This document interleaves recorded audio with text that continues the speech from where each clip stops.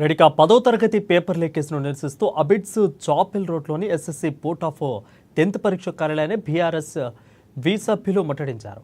ఇక పేపర్ లీక్పై ముఖ్యమంత్రి రేవంత్ రెడ్డి స్పందించాలని, లేకుంటే ముఖ్యమంత్రి రేవంత్ రెడ్డి రాజీనామా చేయాలని డిమాండ్ చేశారు. ఆందోళన చేస్తున్న భారత విద్యార్థి విభాగం రాష్ట్ర అధ్యక్షులు గెల్లు శ్రీనివాస్తో పాటు పలువురు నాయకులను అరెస్ట్ చేసి కాన్స్టబాగ్ పిఎస్కు తరలించారు. గతంలో ఎన్నడూ లేని విధంగా మొదటిసారి రాష్ట్ర వ్యాప్తంగా ప్రతి జిల్లాల ప్రతి సెంటర్ లోపల ఇవాళ ఎస్ఎస్సి పరీక్ష పేపర్ లీక్ చేసి ప్రైవేటు విద్యా సంస్థలకు ఇవాళ అమ్ముకునే కార్యక్రమం ఈ రాష్ట్రంలో ఈ ప్రభుత్వంలో జరుగుతున్నట్టుగా చాలా స్పష్టంగా కనిపిస్తా ఉన్నది. ఇవాళ విద్యాశాఖను ముఖ్యమంత్రి రేవంత్ రెడ్డి గారు తన దగ్గరనే పెట్టుకున్నారు.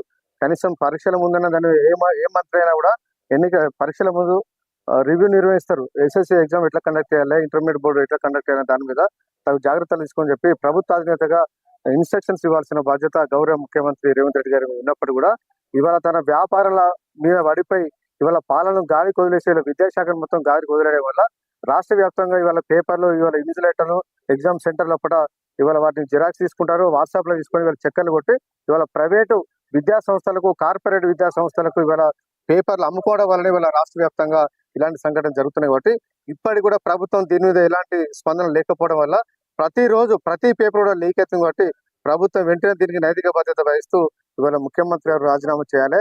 ఎందుకంటే విద్యాశాఖను తన దగ్గర పెట్టుకుని కాబట్టి తన శాఖ ఆధ్వర్యంలో పేపర్ లీక్ అయింది కాబట్టి తనే బాధ్యత వహించాలని చెప్పి ఇవాళ ప్రభుత్వాన్ని డిమాండ్ ఇస్తా ఉన్నాం.